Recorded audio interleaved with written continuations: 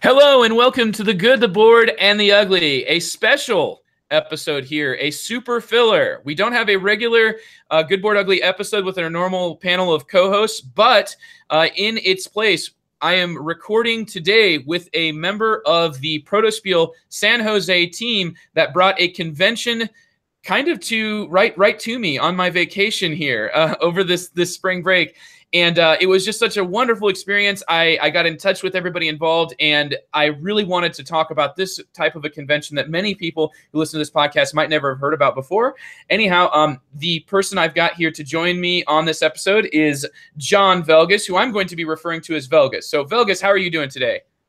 Hey, I'm doing great, Joe. Thanks. And Velgus, what is your role in the Protospiel? Just so everybody right at the start, we can get an idea of what you do with the convention. Yeah. So I am not the founder or the main event organizer. That is Jeremy Commandeur, who unfortunately wasn't available to join us. I am the marketing manager for this year's Protospiel that just happened last week. And I'm also a designer and a play tester, so I can get more into those as we go. But excellent. That's a quick intro.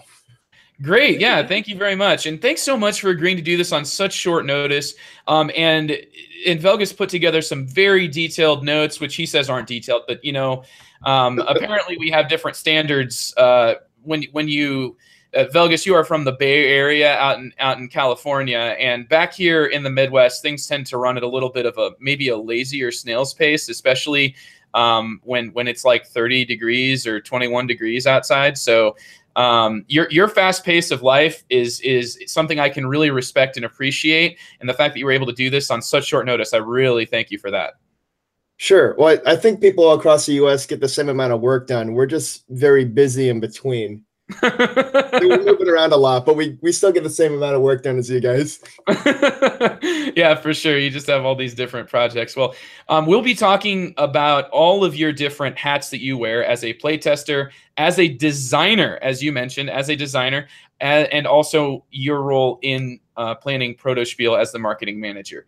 So that will be our topic for today. And this super filler is going to be kind of about specifically Protospiel San Jose, a board gaming convention that's held annually, and it is in that San Jose area. It's held in a game store that's just huge and has lots of space. So anyhow, if you are ever in the San Jose area for the weekend of Protospiel, it is something I highly recommend that you check out, and that's just a quick overview. We're going to be doing this like a normal episode here with our review section and our hype section, though you might notice our hype section is going to be a little bit different. You might have a hard time getting a hold of these games, but that's kind of the theme of the Protospiel. Before we get into our reviews, I'd like to thank my sponsor, Game Surplus. Check them out at gamesurplus.com, bringing the world of board games to you. I just got a shipment that I'm so excited about. It came with the new Marco Polo expansion. It came with the expansion to Fields of Arla, Orongo, a Reiner Knizia gem, Word Slam, the new shout out, try to find the word association game from Inca and Marcus Brand, the designers behind like Village and the Exit series. I got all that cool stuff. Ooh, and an expansion to Raiders of the North Sea. All of it came beautifully packaged. Really, really appreciate that. So that was just me as a consumer telling you my experiences, but as my sponsor, they are supporting some really awesome content from more than just a good wording like this. So go check them out, gamesurplus.com. All right, let's go ahead and kick into our review series. We're going to be each reviewing a single game to start with. And Velgus, since it is your first time here on The Good, the Bored, and the Ugly, I am going to let you go through the door first, as they say, guests first. So tell me all that you can about Two Rooms and a Boom. Sure thing. So Two Rooms and a Boom is a party game for two teams. One team is a red team, one team's a blue team. And there's a lot of unique things going on in this game. It's a social deduction and hit and roll game. To win the game, the blue team has to stop the president from blowing up. And they do that by keeping the person with the president role in a different room than the bomber role for the red team. So this game can be played between 6 and 30 people. It's a massive party game. Probably plays best at least 10 plus. 6 is pretty dull for this game, at least without the expansions. How the actual gameplay works. So players shuffle different roles, and then they're assigned a random role, and that role is either going to be on the blue team or the red team. In the basic game, you're just a generic agent that's either red or blue, or you're the president or the bomber. The gameplay is actually either between two rooms or just, a large room and two designated spaces. It's okay if players see each other. They just can't, communicate with each other. And each group is going to start by electing a leader. And that happens just by anyone nominating another person and saying, I nominate you as leader. Then there's kind of open discussion. People could really do whatever they want. They can say what their role is. They can lie about what their role is. They can whisper to people. They can try and signal another person in the group. And the reason you're doing this is you want to get more information. If you can figure out who your allies are or who your enemies are, you can try and coordinate against them. So maybe I'm on the blue team. So my role is to make sure the president doesn't get into the same room as the bomber from the red team. So maybe I want to find my other, maybe I want to make sure like the leader in my team or in my room is blue. So that at the end of the round, what the leaders do is that they will send a number of people from your group to the other group. So you've got a lot of really interesting things in this game. You've got a lot of tension with the hidden roles. You've got a lot of kind of strategy about who you share information with, who you're kind of guessing is which role. They do some really neat things with the leader position where that person is the only one that can send people to the other room. You can try and influence the leader by saying something, but the leader gets a final say.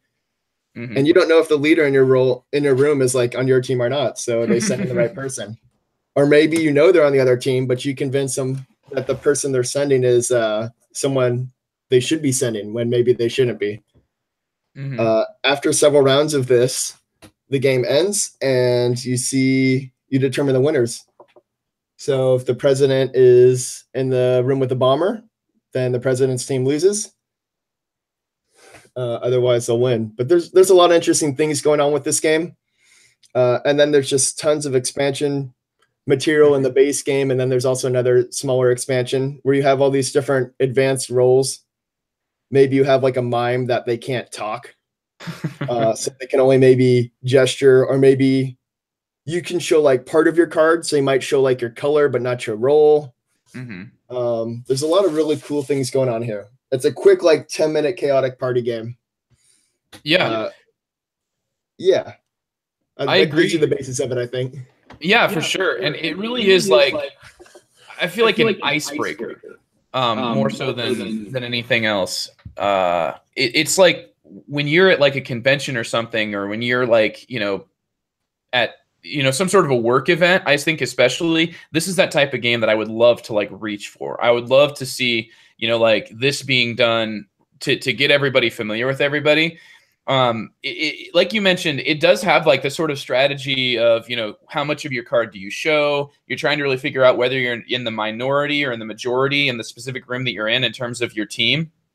And then that decision of who gets sent from one room to the next is up to the leader, but that leader can be sort of like deposed if the entire team can sort of decide that they don't like him being the leader or her being the leader, they want somebody else. So anyway, I find it very, very engaging. It works really, really well with my high school students. They absolutely adore this game. I keep it in my cabinet at school in case we ever have a chance to like play it. It's kind of strange. Like you need like two separate rooms because it is called Two Rooms in a Boom. You need like two separate rooms where you're not just able to like glance over and see them, but it is really an interesting social experiment / party game. And I think with expansions, Velgus, it might even go up to higher than 30 people. I think that with like expansions, you can maybe get this to go up to like 100 people.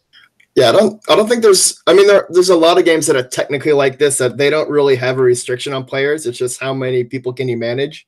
This game in particular feels like it can go to any amount, but I think, first off, if you can get 30 people playing a game, that's amazing. Yeah, for sure. after that, you know, like how much can you really talk, and how big a room are we talking about? But yeah, And how much contact you're having with the person? Are you even, you know, it's kind of like the difference in like the high school, you know, where I graduated, I knew everybody's name, but you know, like these, like the 3,000 to 5,000 people high schools, like that's not an option, right?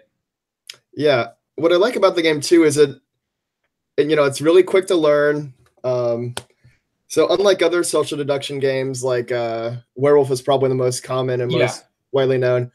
Werewolf is fun for me. Or that I can't say that word on this podcast. Oh no, you're good. You're good. That's how I prep everybody. You can't say it. I enjoy Werewolf. He's gonna get bleeped now. Now I have to go in and edit it. Is it Werewolf is beep? So I enjoy Werewolf, but I usually don't want like elimination in games. And if you play Werewolf in most versions, you might get lynched the first night, and it's like, all right, you know, depending on what version of Werewolf, you're going to be sitting out 5 minutes or maybe like half an hour plus in some of these big versions. Oh yeah, that can be at the lower end. Like you get a convention game going with 75 people, like it's a 3-hour game, and you could get eliminated in the first 5 minutes. So Two Rooms in a Boom has tons of replayability because of all the character roles. And just the dynamics of everyone. You can be in a different room with a different group of people at any time. There's no player elimination. If there's an odd number of people, they have a few gray cards, and they will be on their own team. For instance, there's a gambler role that will, at the end of the game, they predict which team they think will win, and then they win if they're right. Yeah. So I love that they incorporated the odd number of people in an interesting way. Yeah. It is. It's one of those that you can tell, like it's a pretty simple core idea that's well executed, but then was just sort of, you know, it was allowed to grow into something, you know, into something that really explores all the different little nooks and crannies that can happen when you've got like large groups and you know, between the two teams. I think that there was a recent expansion, like a Cthulhu themed expansion that added like green cards and stuff. I don't even know. I just have my base game because I usually play it with kids and stuff, but it looked like it added a little bit of complexity. So I'm not so sure that I want that, so to say. You know, like every time you add something more to this, it, you know, like you described as a 10-minute chaotic party game, and it becomes less, you know, becomes, I don't say less chaotic, but it just becomes more of a chore the more you add to it. So I'm not sure. I haven't got those roles or anything, so I can't speak specifically, but I really do enjoy getting this one out, and it is just unanimously approved by high school kids. They just love the idea of it. It is a little bit weird, you know, the president and the bomber. It's, you know, like especially in a school. So yeah, the theme might be a little off-putting for some, but you know, it's all lighthearted. That's all it says. You're the bomber, they're the president. You can take the theme as far as you want. Exactly. Well, thanks, Velgus, for telling us all about Two Rooms in a Boom. I think you did a great job with all the different comparisons that you did and the analyzing the different pieces. There's a lot there to these little tiny games that make them work like they do. Just because a game is shorter doesn't mean that it's in any way had less attention from the design perspective. So I'm going to be talking about an app for my review. And this app is based on a solo game. So it almost seems like, you know, having a game, an app version of a solo game is like perfect because you can just take it with you anywhere and it's just a part of your phone. And I really like that idea. So the game I'm specifically talking about is Friday by Freedom and Freeze. And I have previously discussed it and reviewed it, but there is some new angles that I'm taking on this now just because of the app. So the biggest thing I would like to say is that Friday is amazingly thematic. For the uninitiated, Friday is a solo deck building game in which you're going to start out with a specific deck of Robinson cards because your job, you are Friday. That's you. And Friday is like the native on the island that just wants Robinson Crusoe to get off of his island. Like he's, you know, clearly some sort of, he's a very noble individual because he isn't willing to just kill Robinson. He wants Robinson to get off on his own, to get out of the island. And so what you're doing is you are essentially coaching Robinson Crusoe through a bunch of different tasks that involve anything from just swimming out to the raft to get to the wreckage to get like supplies, to attacking like a wild animal like predators, and then getting their like being able to make powerful weapons from whatever it is that they did, or developing skills like deception and stuff like that. All of these cards, except the ones that you start with, only have like Robinson values that are going to be like 0, +1, -1, +2, and -2.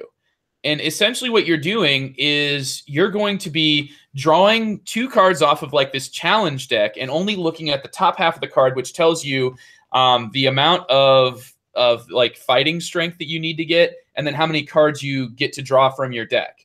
So like, for example, if at the start of the game I only need to get a 0, then if I draw one of those 0s as my card, I've actually succeeded. So, I mean, there's some really easy things that you can do here. But it's essentially like you're picking your quest and then seeing if you can actually achieve it.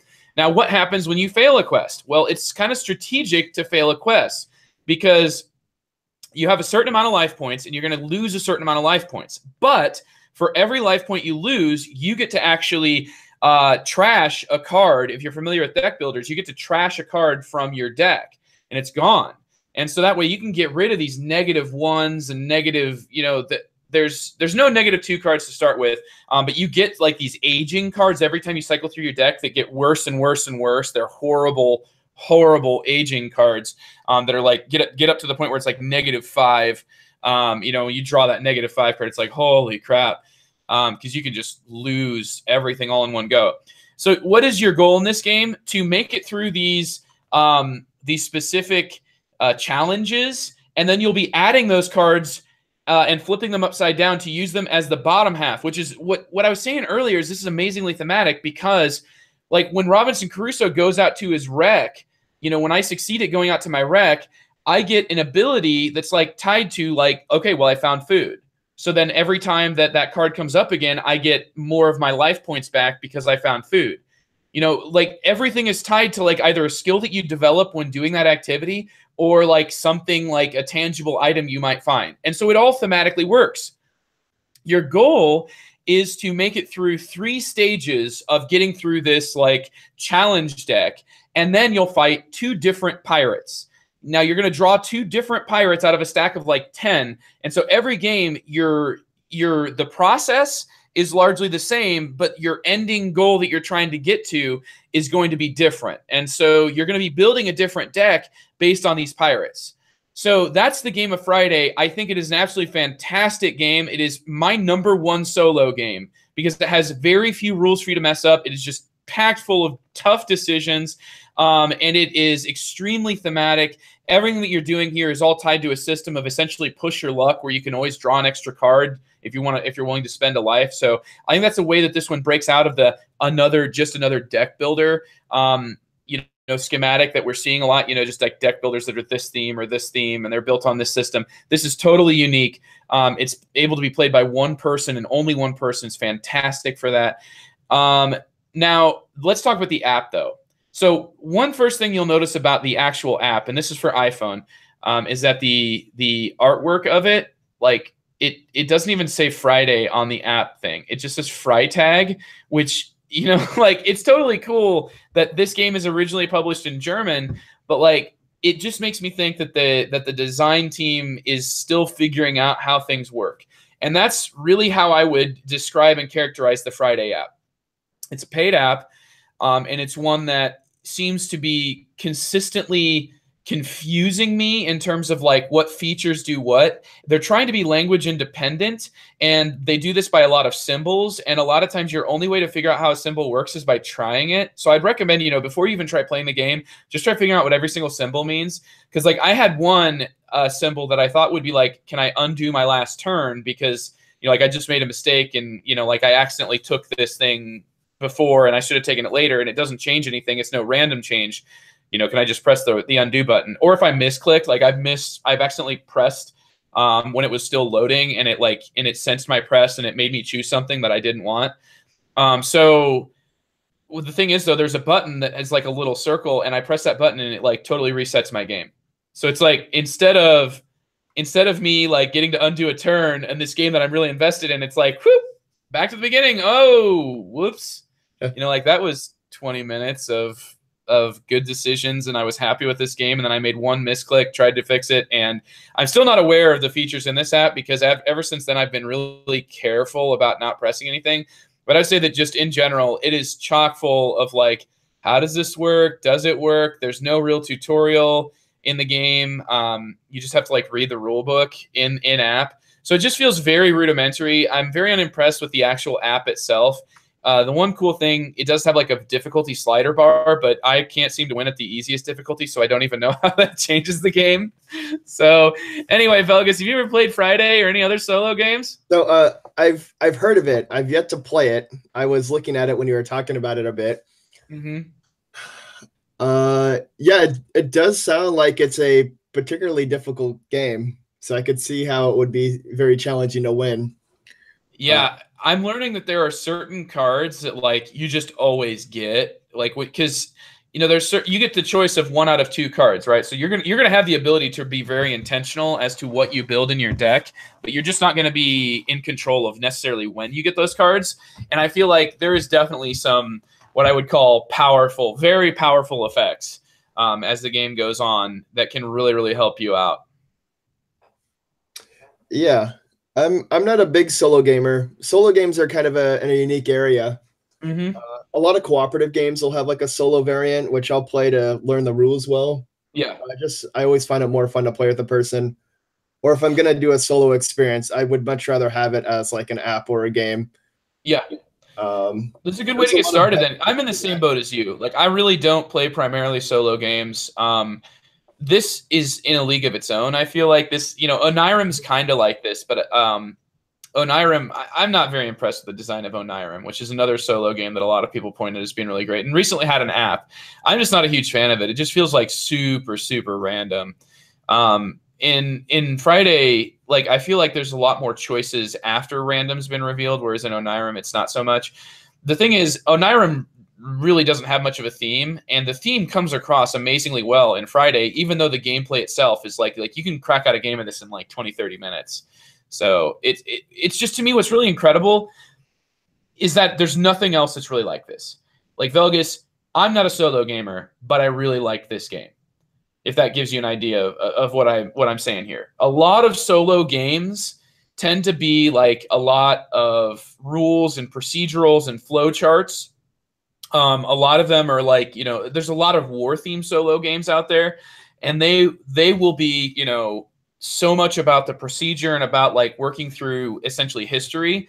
But Friday, I feel like, is in this league of its own where it is thematic. It does work on that thematic level, but it's packed with interesting decisions without like totally relinquishing design control of the game, to the randomness of what comes up when. Yeah, that's my impression too. I just love that if I did do a solo game, it would have to be more of like an app or. Yeah. Well, you've got it here, Dan. Just be careful. Be careful. It's a terrible way. Like I'd already played the game in person, but it had been probably a year or two since I'd played it. And I just tried to fire up the app and I was like, okay, I'll just run through the tutorial. And it's like, there's not really a tutorial. Like if you press a button, which is actually hugely oversized in the bottom left corner, it'll like point out all the different buttons on the screen and what they do. It'll like kind of have like little floating text bubbles, but it's like, nah, I want you to remind me of how to play the game. I don't want to have to go and read the rule book, especially not on a tiny little screen. That's a design challenge when you're developing for mobile as compared to, say, computer. Computer, you can have hover over. You just put your mouse over something, and most computer games and a text box will pop up, right? You can't do that in mobile devices. They don't have a hover over. You actually have to click things. So it's interesting to see how they adapt designs like that. Yeah, it is. And you come from a bit of a perspective there, right? Are you more in the video editing or? Yeah, so I've got a diverse background. I started out doing a lot of video production. Okay. recording, producing, editing, all parts of it.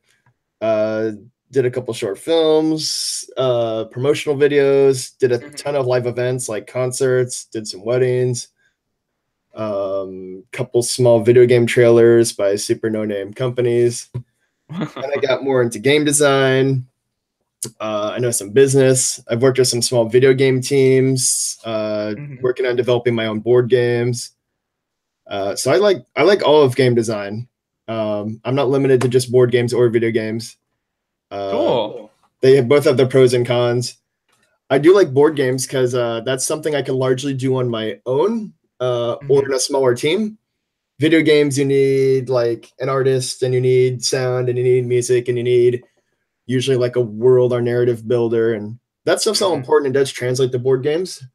But at least as far as like the chunk of the game, like the design, like I can do that with like index cards that are handwritten if I need to, for the basis of it. I can get a working game in like 10 minutes if I know what I'm doing, once I get the core idea. I don't have to do that's really fascinating. I agree with that, it kind of makes me question, like, when you are going to just design a video game, like, it's not just here's how combat's going to work. It's, like you have to have like 3D physics, and, it's like the artwork is kind of a part of that. I just kind of, fascinating how like with the 3D fighters and whatnot, how those games end up coming to be. But it is because it takes a team, like you said, whereas with an actual board game design, like the mechanisms can really be fleshed out just by an individual. Yeah, I mean, all the AAA games, I mean, you've got teams that are like 100, 500, 1,000 people working on a game sometimes. Oh, it's crazy.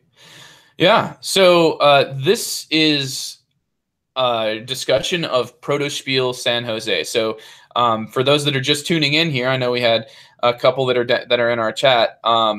We are going to be chatting about the Protospiel San Jose, which is a convention that is held annually in the San Jose area. And could you describe, Velgus, like what's the goal and just, kind of the very beginnings, like origin story for how Protospiel came to be?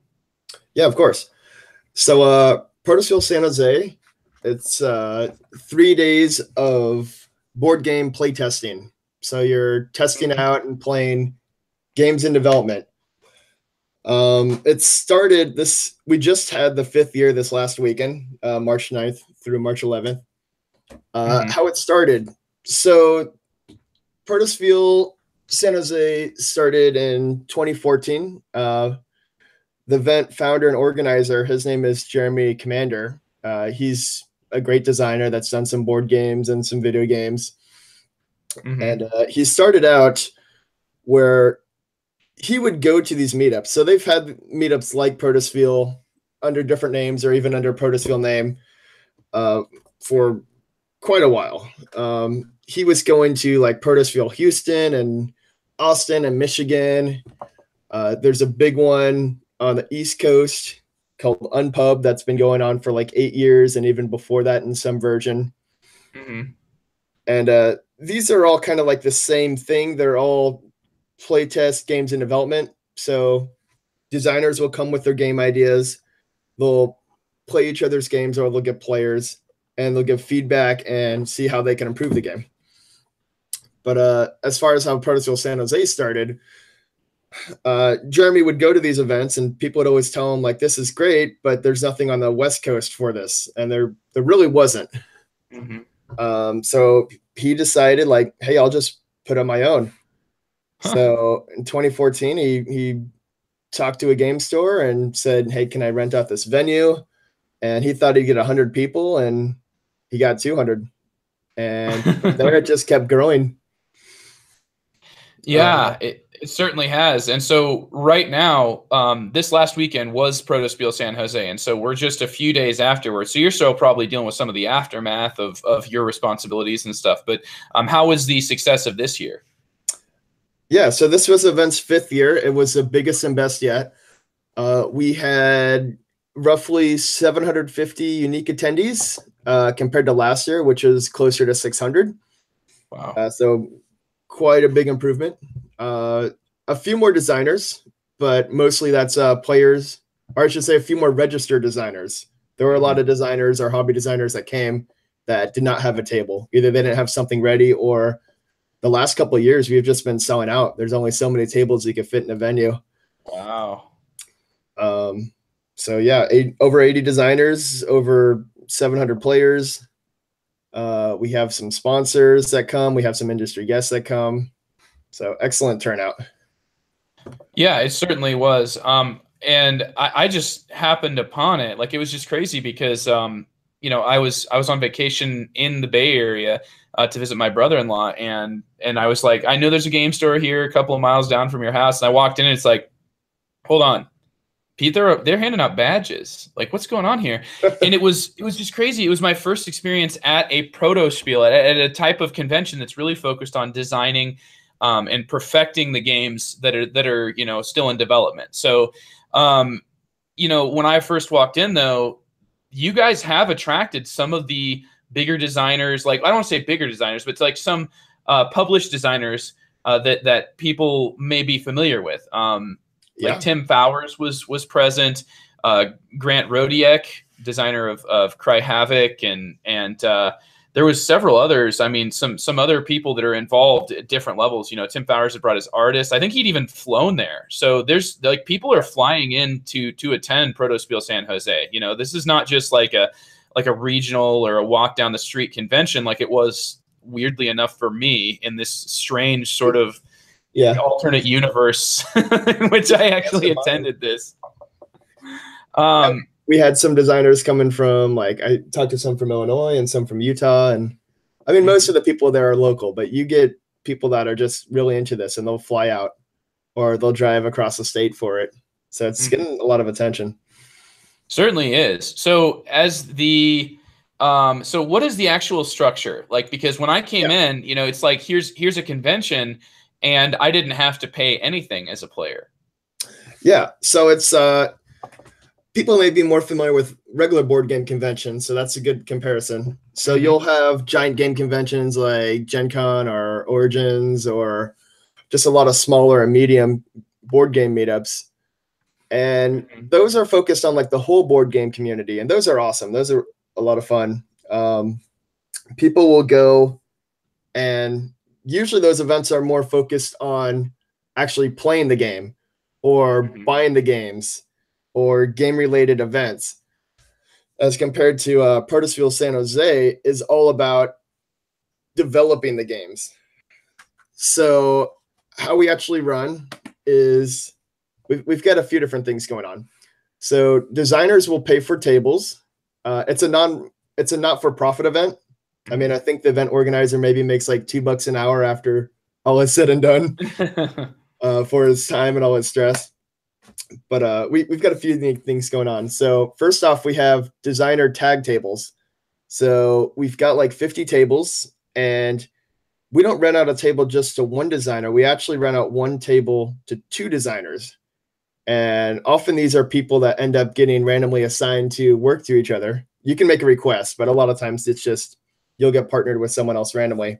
And we do this for a few reasons. I mean, one concern is like, oh, is my partner going to be a jerk? And we've never had that happen, actually. So designers, they will share a table, and it's up to them to schedule how they want to divvy up their time. And this actually works really well, because sometimes there'll be a designer and it's like, hey, I can only go one of the 3 days, so I'll take it that day and you take it the other days if that works for you. Or they'll rotate on and off during a day. Or sometimes you want another player so you can play each other's games, and there'll be another person to network with. So the tag table format works really well. So the designers will pay for that. Like all these bigger game conventions, we'll have sponsors. So we've got some generous sponsors that will either make a financial contribution, and they'll get like a premium table where they can play test their games in development, and just, you know, kind of promote their brand. We'll have industry guests, which are free, but we'll kind of promote them and let people know. And sometimes they'll get a little more involved in some other stuff. What would be an example of an industry guest? Yeah. So we had like Peter Vaughn from Breaking Games. These are usually like publishers. Okay, publishers. Gotcha. Publishers, sometimes they're designers. Sometimes they're new companies that just founded. We had Andrew Tolson from Print and Play Productions. Print and Play is similar to Game Crafter. It's a place where you can make your prototype games that look a lot better than maybe what you could do at home. Yeah. We had Daniel Peterson from Mayday Games, Tim Fowers, as you mentioned. Cool. So just people that are involved in the industry, whether that's manufacturing or designing or publishing or whatnot. So these are people that are sort of established. So we're looking at the industry guests will be established. And do you guys actually seek them out, or do the industry guests is that kind of your job? Is there it's a combination. Okay.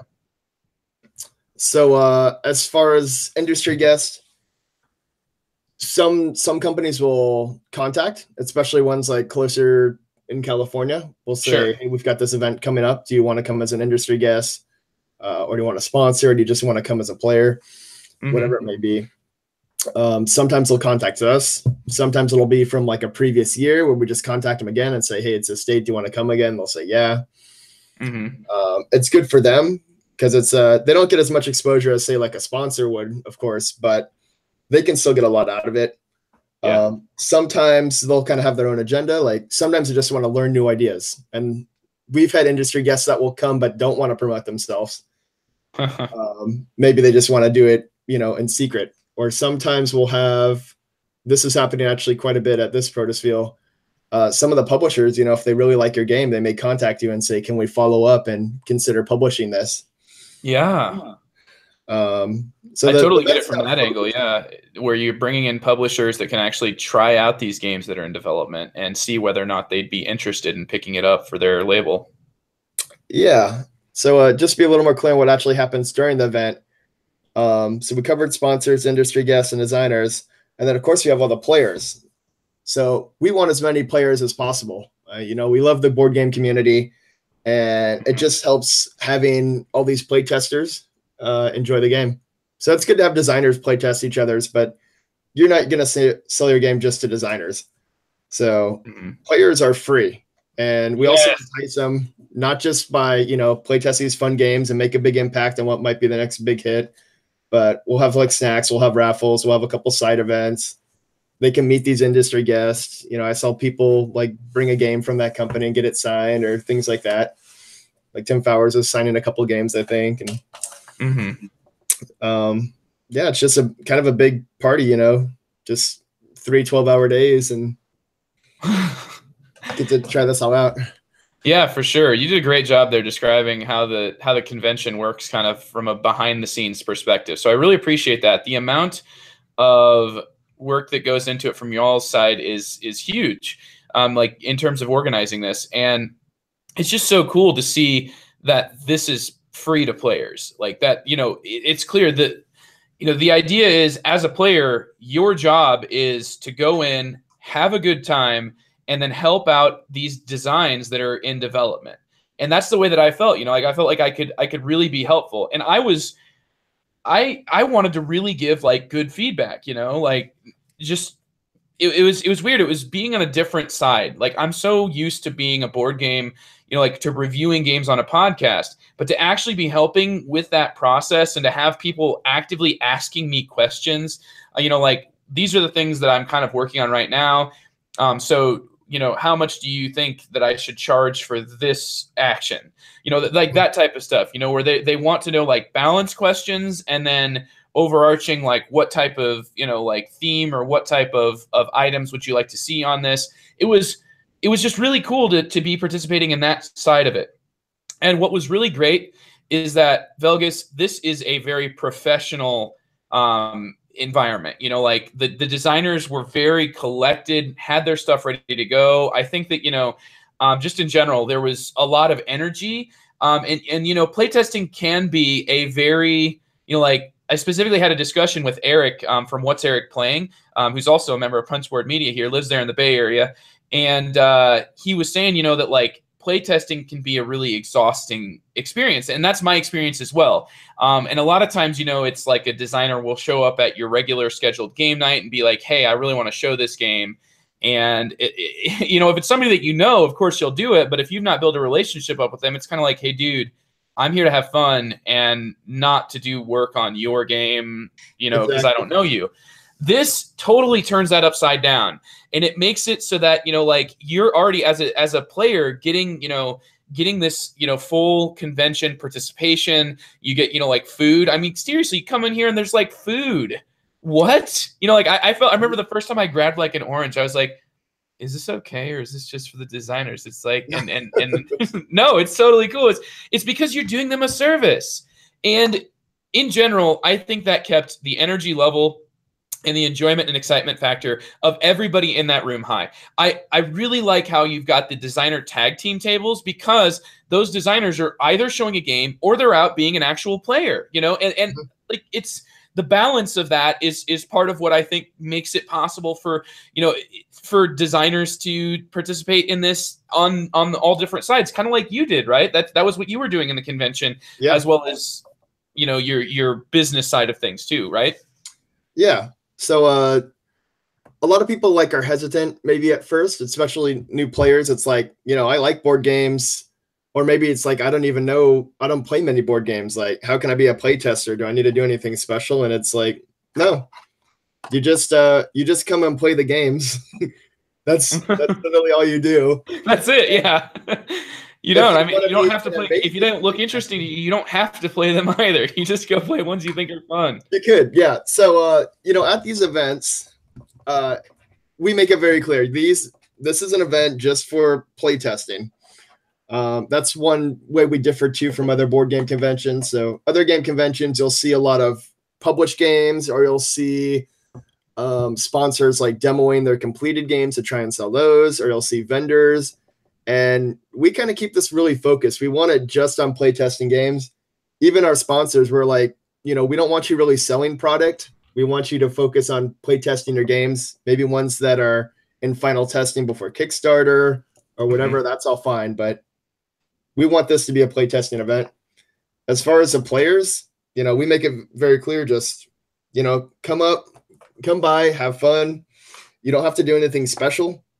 The whole event is open playtesting. So there's, except for a few very minor side events, this is all open. So you just wander around and you see a sign on a table and it's like, oh, this is interesting. You ask the designer, can we play a game of this? And, if they're available, they'll say, yeah. And you'll just play whatever you want. If you like big Euro games, there were some games that take 2 hours to play that have a lot of complex moving parts. If you want 5-minute games, there were some of those, and there's everything in between. Yep. These were all at different stages too. So I think everybody enjoys it.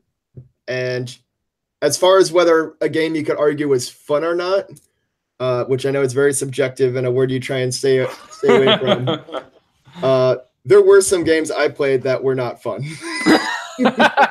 They needed some work, huh? You're going to get that. And then there were some that I enjoyed a lot that had really creative mechanics that were well thought out, that I felt like, I played a railroad game that I thought, like, this is better than Ticket to Ride. That's like the most popular railroad game. That's pretty high praise. So there's, you see everything. You see something that somebody made like that morning on index cards. You see stuff that's been in development for 2 years. Usually the ones that are not fun to play, it's because these people are taking, a risk. They're experimenting in something that's new. If they were just doing the same thing, then there's kind of no point in doing it. And it's just gonna be like a mediocre game that you're playing. Yeah, exactly. There's risks being taken. And that's something definitely to point out. Now, I got really lucky, Velgus. I got extremely lucky. First thing that I did when I was there with my wife, we played like a quick 15 to 30 minute game that was like, it had all these little pieces that were largely body parts, and then you would draw a card as a group, and each of you would get a number on that card that was the thing that you were supposed to like assemble out of all these pieces. And it was just kind of like frantically grabbing. You only had like 1 minute to build it. And it was kind of like Pictomania, except instead of drawing, you're just placing these these pre-constructed pieces, and it was very much like looked like stuff out of Mad Magazine. So kind of had that sort of like grossness to it, but my wife loved it. And then that was the only game that we played together. Then we had to get going. The next day I came back and played several, and later on I came back and I played like a game that was a 2 to 6 player game that I played with only 2. And it was like, this seems like it could be the next level of like an abstract game for the future, where you're like growing wildflowers based on a hand that you start out with, where there's literally like, there's no randomness in this game. In the 2-player version. And once it gets up in the higher player counts, I think the game differs greatly, but I really thoroughly enjoyed it too. And then the next day I got to play test the new expansion stuff to Corporate America, because you had the designer of him, Teal. Teal was there, the designer of Corporate America.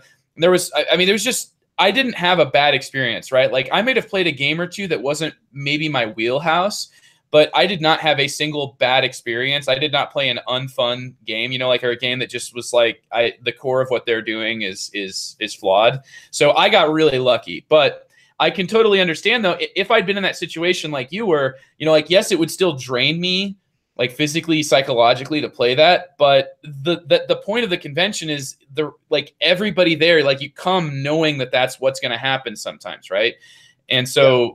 I think that people in general, your designers that you have coming are very much focused on, like making their game better. And like they're not just coming at you with like, this is the first time I've ever seen this game or played this, like this is like people are bringing their stuff that they actually believe has a chance. And I think one of the reasons they're doing that, Velgus, is because you do have these industry guests, like Indie Boards and Cards had a presence there.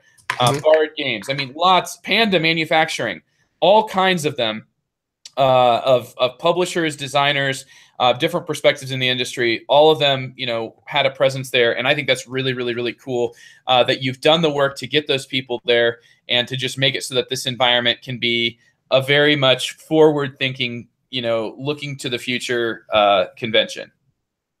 Yeah, and I just want to clarify really quick. It sounds kind of negative when I say like some of the games are not fun. I still enjoyed playing them. You're still seeing very unique, creative ideas that are being explored, and all the designers are really respectful. Like if you're playing a game and you're saying like, I'm just not really feeling it, or I don't think it's very productive anymore, is it okay if we leave? Designers are fine with that.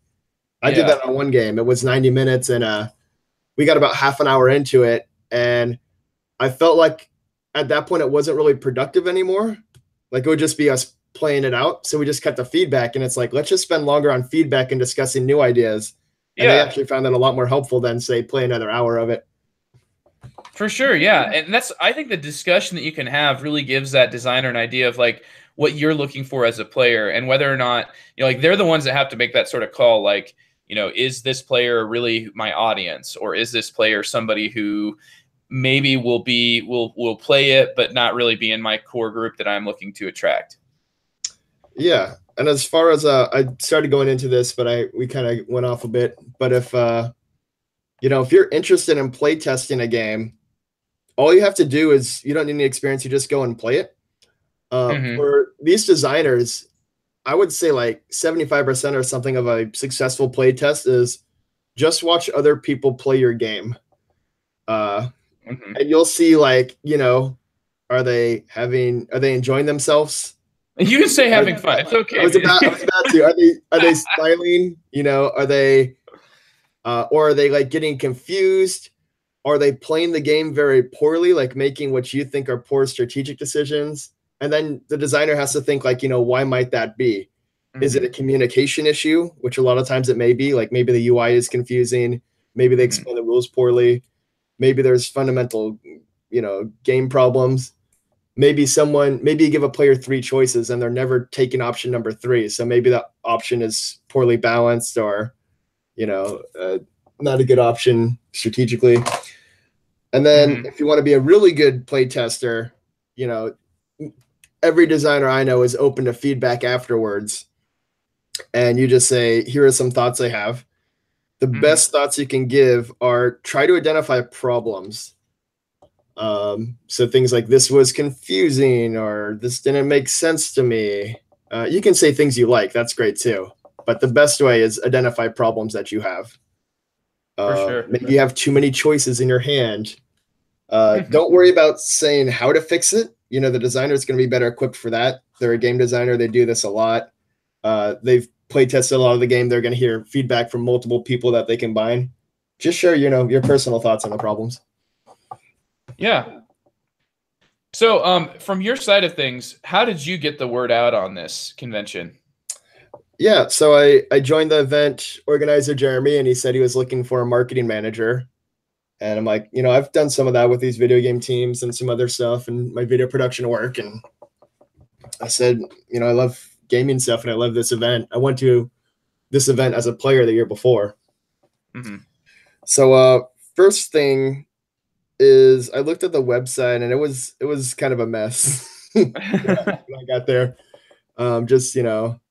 And the website is boardgamebuilders.com. So that Yes. Board Game Builders, all one word, is going to get you to actual the website for Protospiel. So it's kind of nice you got that specific that domain. Yeah, it's easy to remember. Jeremy runs a lot of other game events, and when he got it, it was kind of like a combination site for Protospiel and his other stuff, and it still kind of is. But the focus on it right now was to promote Protospiel San Jose 2018. Mm-hmm.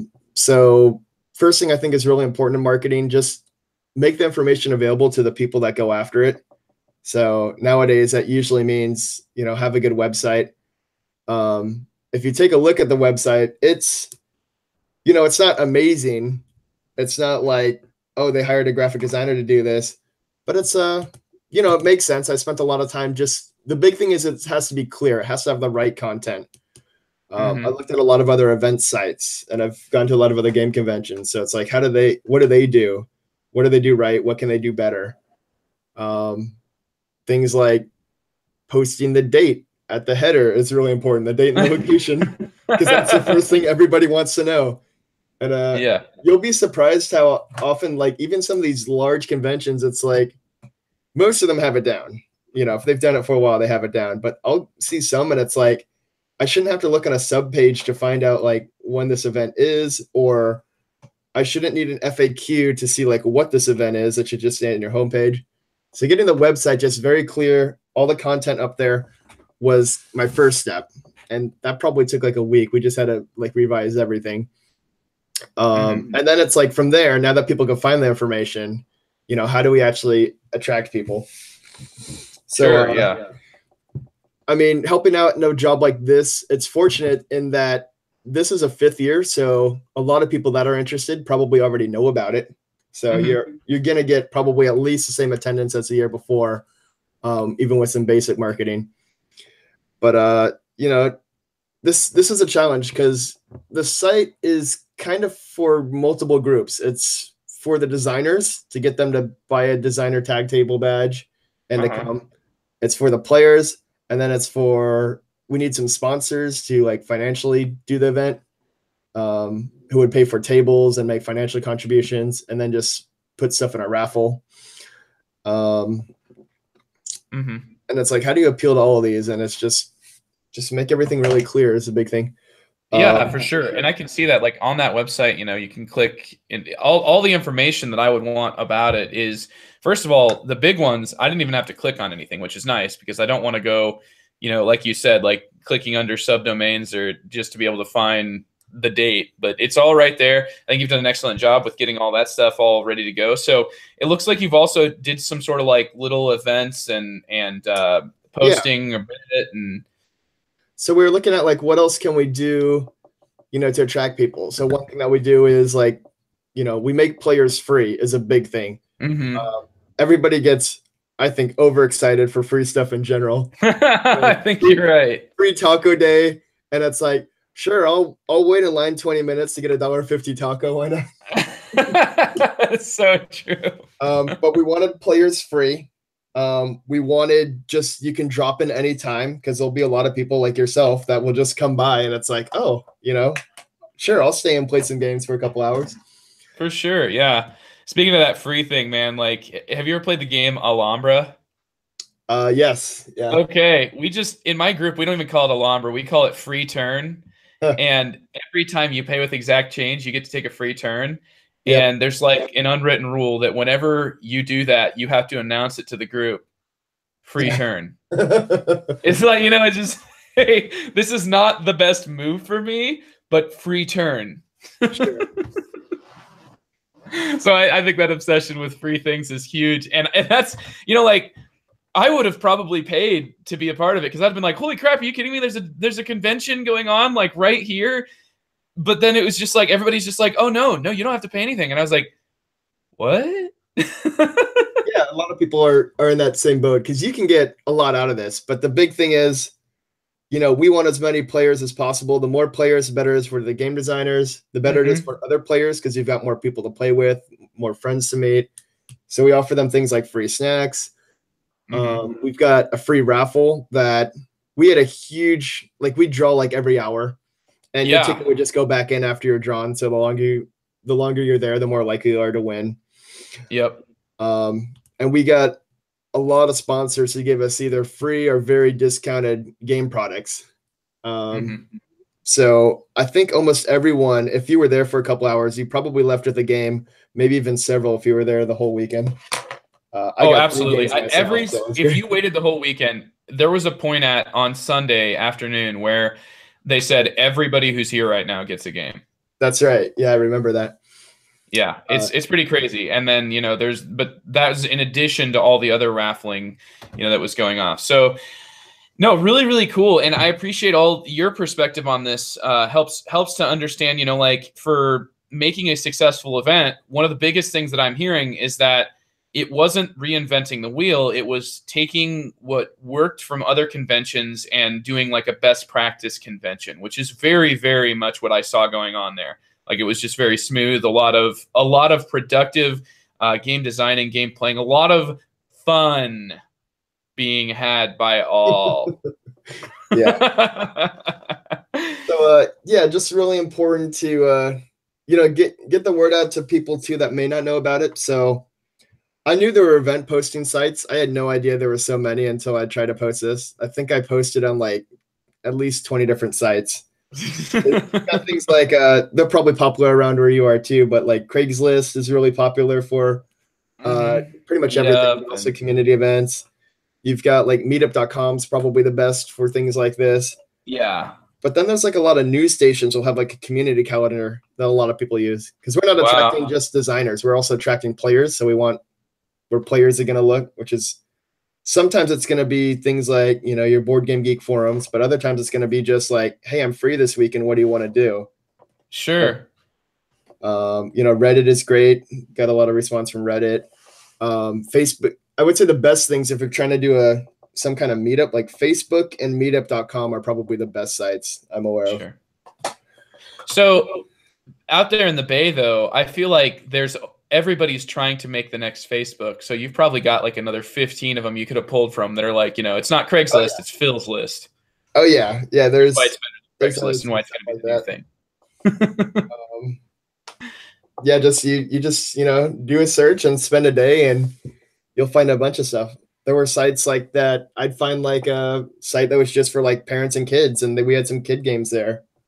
I think I saw kids as young as like 6 playing. Oh yeah, there was like, and you guys had special signs that were like this is family friendly. Yeah, like so friendly or beginner friendly. So definitely, your foot traffic and your local traffic. Like, I mean, there's a lot to be said. Like yes, somebody who's deep into the hobby, like for example, me as an attendee or other designers as attendee. And I'm not a designer, but the designers that are there can really give you some nuanced feedback. But, when it comes down to it, we're jaded by our experiences and by what we have seen. And people that haven't played anything are going to have a whole different perspective. And you want those people because those are going to be, 90% of the people that are actually going to be looking to buy your game. Now, obviously, it depends on what type of game it is.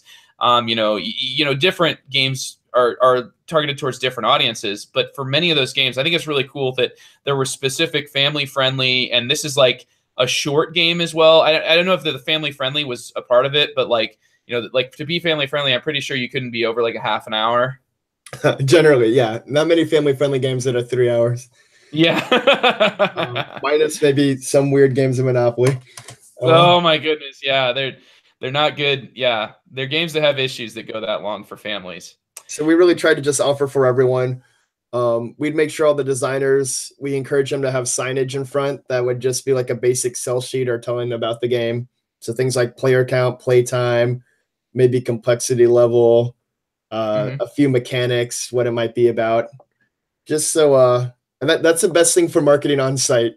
If you're trying to do anything, not just game related, and you have like a booth, you need a sign that people can read when they walk by to catch your attention. Yep.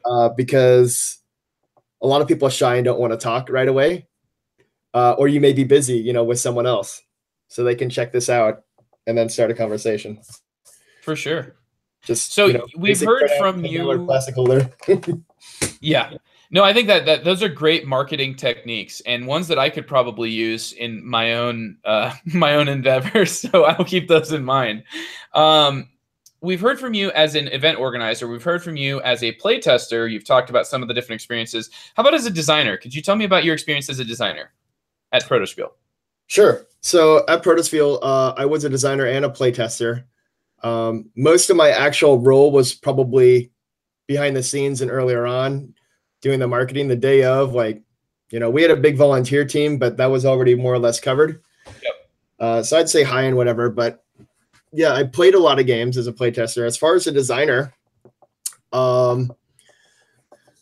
so I've got a few board games I'm designing, and two of them. Did you show them all or any of them? Yeah. So it's a designer tag table, and I was more interested actually in playtesting than showing my games. Sure. But I did. So I did some tests of mine. I've got two in particular that I feel are really strong that I got to show. One of them is called Royal Favor. It's a short strategy game, 10 to 20 minutes, 2 to 4 players. The loose theme is that you're fighting a secret war of influence to try and control the kingdom. Mm-hmm. So how the game plays, it's a blind bidding game where you're assigning power cards to these characters you're trying to influence. What's unique about it is these characters will have special scoring requirements, be different points, but mainly it's kind of like what I describe as a tug of war scoring requirement. To score most of these cards, you need control over them for multiple rounds, generally 2. So it opens up like a lot of tactical options. But as far as the actual testing, the experience, it was great. There were a ton of people, a ton of players. Often, I'd set up, I'd have my signs out, I'd say hi to people that come by. I can get a game started within like 5 minutes of just players walking by. Wow. Like nobody's made plans. They're just, you're just picking them up as they come by. So we did have like a list beforehand where designers could register their games. But a lot of designers didn't do that, and most of the attendees did not look at that. Yeah, I didn't even know that was the thing. Yeah, it is helpful if you want to meet like a particular designer. It's probably most helpful to like publishers. Or if you really want to play a certain game or meet a designer, you can see like what games they're planning to bring. But people would just come up and they'd play, and some of these people were experienced board gamers. Some of them were people that almost never play board games. Just they would all tell me feedback about the event. They just love it. I can go up and play anything I want. There'd be a couple people that would look at the game and say like, that sounds fun, but it's not for me. I'd rather do a more heavy game, which is fine. And it's great. You have the option here. You can more or less find a game for anybody. Yeah. Probably multiple games. Most designers would bring multiple games like myself. Sure. I think that's a good idea. And also like as a gamer, I wear different hats too. I mean, like I might like the heavier games, but I'm not always up for one, especially if I'm, like gaming with somebody else. A lot of times, it's like, especially with my wife, I mentioned that, we found the perfect game for us to play together, and it wasn't the first table we walked by. Yeah. In these games, it usually does skew a little more favorably towards a casual audience, because a lot of these are players. A lot of them are stopping in for, we had ones that were all day, but a lot of them would stop in for 1, 2, 3 hours. So they're looking to play a game or 2 or 3 and then head out. So it is harder if you've got that game that's an hour and a half or 2 hours. But I saw quite a few of those, and those are getting a lot of attention as well. Yeah, I mean, yes, it's harder, but then like once you get one person there, you get like, an hour and a half or whatever out of that table, whereas, you're getting, 10, 15 minutes and then a little bit of, discussion and stuff. So I think it kind of works out, because I did never see any designer just sitting there like, nobody wants to play my game. It felt like there was just it was a very kinetic environment. There was just a constant, if people weren't getting their game played, they went and they play tested something else. To me, yes, there's a lot of casual games, but I think that just is more of a reflection of the hobby on a larger scale. Don't get me wrong, Velgus, you're on a podcast right now that does target and specifically caters to a heavier audience. But like I said, we all wear different hats. And I don't think, there's not like a lot of heavy gamers will be very familiar with casual and lighter games and have their own favorite ones that they like playing with people, especially with like other people. But we haven't lost sight, nobody, well, with the exception of my buddy Andy, nobody goes from Catan to Mage Knight. Yeah. So I think it's just a reflection of this is also what people want to play too. I mean, I had a fantastic experience with what you might consider a casual game that to me had just a ton of decisions. And it's like, one of the things my buddies like to say in heavy games is like, it's a good game if you're thinking about it afterwards. Like that was me for like the next entire day thinking of this. And it was weird that just the flower game. And it was like, I'm just trying to consider like, how could I have done better? Like all these different pieces and stuff. And it just all is such a simple kernel. Anyway, that's me as a playtester. So we were talking about you as a designer. I'm sorry, Velgus. We talked about royalties. No, it's fine. I'm having fun. Yeah, just a great experience overall. I brought a few games. The games I brought they've been in development a long time. So they're pretty close to done. Like your issues that you were looking for were not like change the fabric of the game issues. It was just some like fine tuning. Personally, this isn't probably the best event for it, but I was hoping to meet like a publisher at the event, and there were a few. And one actually came by Indie Boards and Cards, and they played my party game, Finger Guns at High Noon, where you are cowboys and you're firing basically your cowboys firing finger guns at each other. I can get more in depth, but it's a silly party game where I figured, people love doing this with their fingers. Oh, but I can make a solid game behind it too. And I always get a request for that. And Indie Boards and Cards played it, and they had a couple like maybe things that maybe they don't like, maybe there's a little more calculation they prefer and some other minor things, but they liked it enough that they requested a copy that they'll take a look at it, and they did that with some other designers too. And, very cool. Yeah, so this is also an environment in which you can actually be discovered, so that's really cool. Yeah.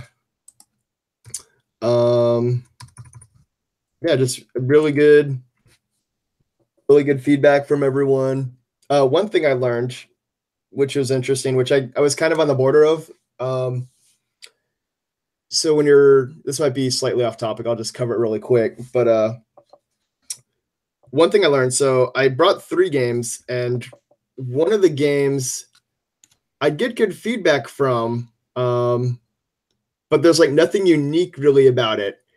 And that's something that it really kind of hit home. It's always in the back of my mind. It was my first game too. Yeah.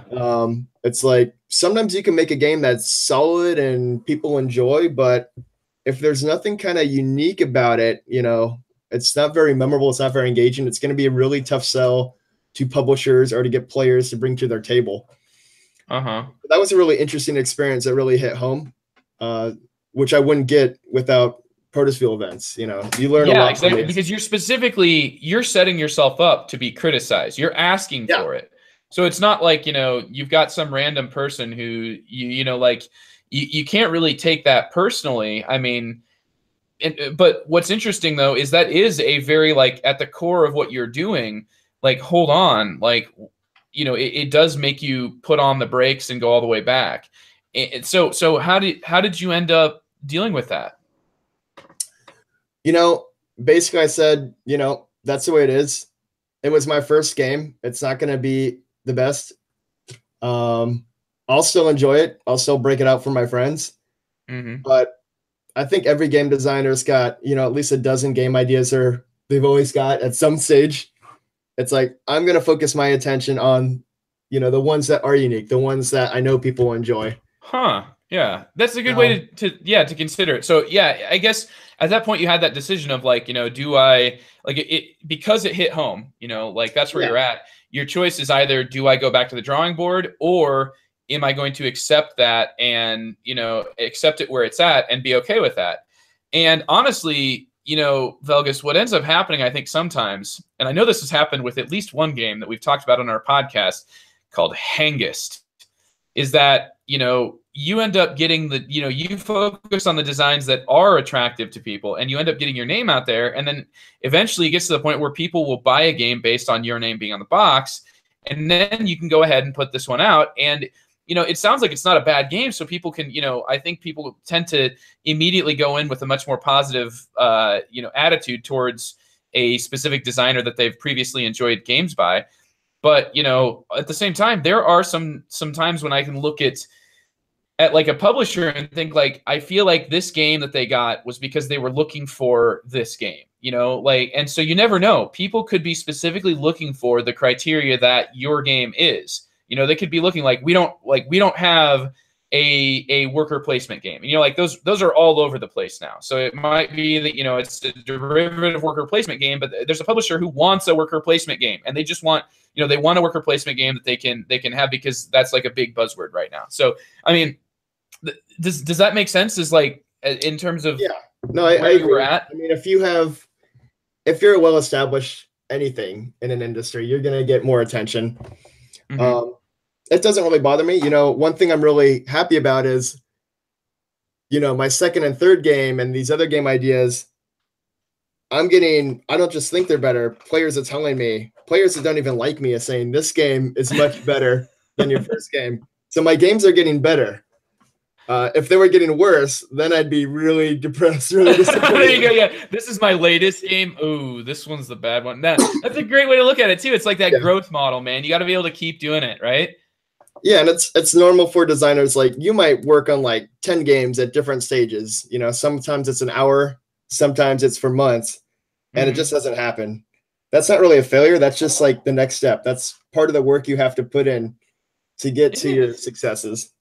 It is. What I'm getting here, Velgus, to read between the lines of what you're telling me is that this is a game convention that's put on, for the designers. The designers are the audience that are really keeping this convention going.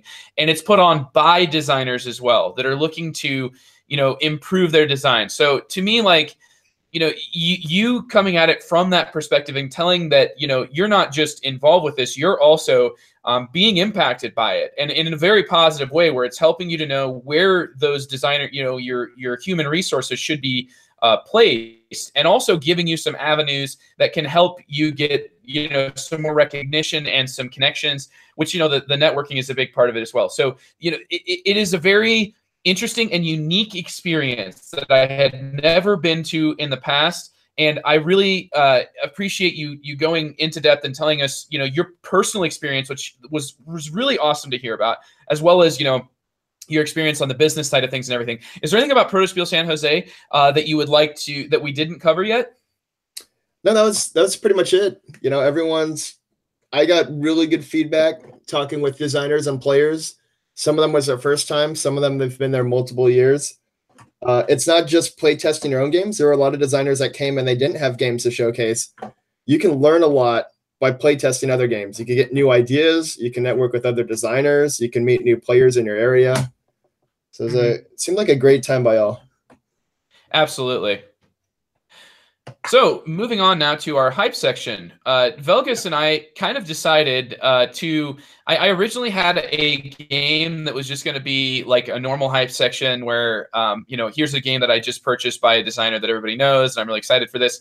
But he mentioned about like all this playtesting and stuff, and it's like, hold on, we can actually make our hype section about these games that are not going to be released. So there's a little bit of frustration there, maybe from a listening perspective, because you're like, well, I can't get this one. But this, I think, is continuing our topic in a way where, some of the games that you're left with at the end of a Protospiel convention are ones that, stay with the players. And I think if you are a budding designer, you should really check it out for that reason. So we're designer showcasing here for our hype section, John Brieger, who was playtesting several of his own designs, as well as some game designs he was doing as part of a development process where he's sort of fine-tuning a specific game called Rurik. I forget what the subtext is on it, Rurik, which will be coming to Kickstarter pretty soon. Anyway, he was doing some work for other, as a developer, as well as his own designer stuff. So I'm going to go ahead and kick off our hype section with a game that he's designed that has been picked up and will be published. So it will be at some time published. I'll tell you about it now. It's called Door Number 3. Imagine that sort of game show feeling when it's like, here's behind door number 1, door number 2, door number 3, and you're going to be essentially setting up a game show after you've drafted cards for your hand. You're going to set up a game show, and then one other player at the table, everybody's setting up their own game show simultaneously, and then other players are going to play your game show. So only one person actually will. And then once your game show's been played, then everybody else has to be played as well. So what you're looking to do here is you're going to put 3 cards face down. Your other player is going to choose one of those to lock. Oh, and you also will put prices next to each of them. So one of them is free. One of them will be $1,000, and then the other one will be $2,000. So very simple math there, and that comes out of your own personal money that you start the game with a certain amount. Other player will lock one of those cards. So you've got these 3 cards that you've chosen from your hand face down. They're going to lock one of the cards. Then you look at the other 2 and choose one of them to flip face up. The other player gets to either choose that card or choose either of the other 2 cards, the one that was face down or the one that you chose not to flip. So there's bluffing in this, but you're never actually having to lie. That was one of the big selling points. It's like, this is a bluffing game, but it's the same idea as the producers are doing when they're putting these the game show prizes behind different doors. Each prize has a value of stars, which is how many points it's worth. And then at the end of the game, each one has a color, and the more that you can get in a specific color, you get points for whatever color you have the most of. You get a point for every $2,000, so you are trying to, get that money. And even if you get a crappy prize that's worth nothing, for example, the goat is worth no stars. If the goat is the right color, he's worth a point for that. And if you got $2,000 with the goat, you at least get a point for that. So there is kind of a little bit of a balance there. At the end of the game, whoever's the most points wins. So it was a really cool little, it's kind of comes down to the I pick, you choose, but with that extra third, what's behind door number 3, there's an extra little step in there. And it does work very, very well. One that I'd be very excited to see develop. And I gave some feedback as to some directions that I would be very interested and that I think would help me to sell it, specifically my high school game group. But the core of the design here was extremely solid. One by John Brieger, door number 3, which I should keep an eye out for. It's going to be coming out from Peacekeeper Games. I forget if it was going to be Kickstarted or published in a regular way. I thought it might be coming to Kickstarter. But anyway, Peacekeeper. Peace is in Piece, Keeper Games. All right, Velgus, you didn't have a chance to play door number 3, but you had a chance to play a different one by the same designer.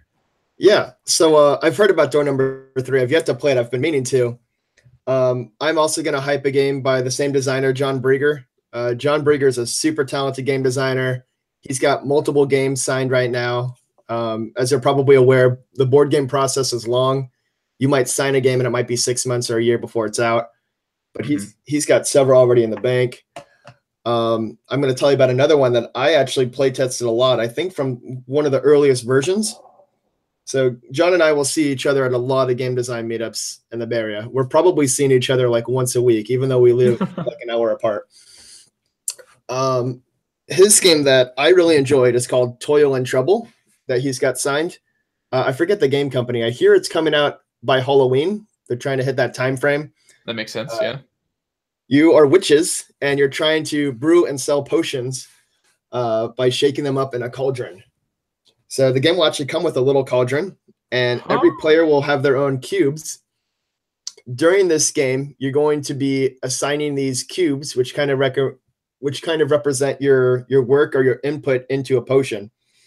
So you might have a special potion that maybe it takes like 3 animal designations and some heat designations and some plant designations. You'll play cards from your hand. I'm jumping a little ahead. Let me backtrack slightly. So as far as what is this game? This is a game that's got some set collection. It's got some kind of managing probability, and it's got like some light engine / deck building. Every player will be a witch. To win the game, you'll want the most victory points at the end that you get by selling potions. During the game, you'll be assigning your cubes to these different potions, and whenever a potion is full, you'll take all the cubes, so everyone that participated will have cubes there. You'll put them in this cauldron, you'll shake them up, and then you'll draw some cubes based on some different requirements. Whoever gets the most cubes, whoever had the most input on that potion, will have the highest probability, but isn't guaranteed to actually score it. Will get to sell the potion, and then the other people will get some points or some different benefits. The gameplay is actually really easy to explain. It's really easy to learn. I'm not explaining it the best. Oh no, you're fine. It sounds pretty simple. You get the set collection, but there's some like uncertainty. So does the cauldron function as sort of like a cube tower where it like you actually like shake things out and then we'll draw from it? Or like a dice bag. It's just an idea that you mix all these things together and then a random probability is coming out. Sure. And there'll be cases where there'll be cubes in there from earlier potions or earlier in the game. So it's got a lot of neat things going on. Like you're taking calculated risk. Like, do I cash this potion in now? Or maybe I play another turn where I could get more cubes on it to increase my probability. You may choose not to score a potion, and then instead you can add it as a powerful card to your hand. That'll give you abilities the rest of the game, or maybe it'll score you additional points in different ways. You've got some set collecting where maybe if you focus on getting blue potions, that might give you a higher score. So just it's a family-friendly game, just very fun. I enjoyed it a lot. I've played it a lot, and it's very well polished at this point. Very cool. That's coming out around Halloween. I forget the publisher. I know he's told me before. I mix up his games. He's always got like 2 new games every week, it seems. It was really cool. Yeah, it was my first experience meeting John, and it was a very interesting, he does have like all kinds of different designs. So it was just crazy because like he was working on playtesting this, like larger Euro auction programming game, which was really, really cool. Hopefully can be something kind of like Innis or Komet, one of those cool dudes on a map games. But then he also has like these types of designs like you've mentioned, like these little family weight games, door number 3, like the one that I hyped. Like you said, designers tend to have like 10 different designs going at once. And I think that when you see them at these different points and stuff, like it's all different sort of stages of growth, right? So there's definitely a lot of positive feedback and positive things I think that you're able to take from any of these, like a Protospiel convention or a play test. And you'd like to have that work done before the game comes out, preferably, right? Yeah. I think we've all seen Kickstarter projects that maybe they went too big or rushed it out too quick, and there's some things that could have used even another day of playtesting to spot. Absolutely. Well, here's to kind of be a little bit of a catharsis here on this entire episode. As a board game reviewer, I like to think of my job as to try to make sure that people are happy with the games that they play.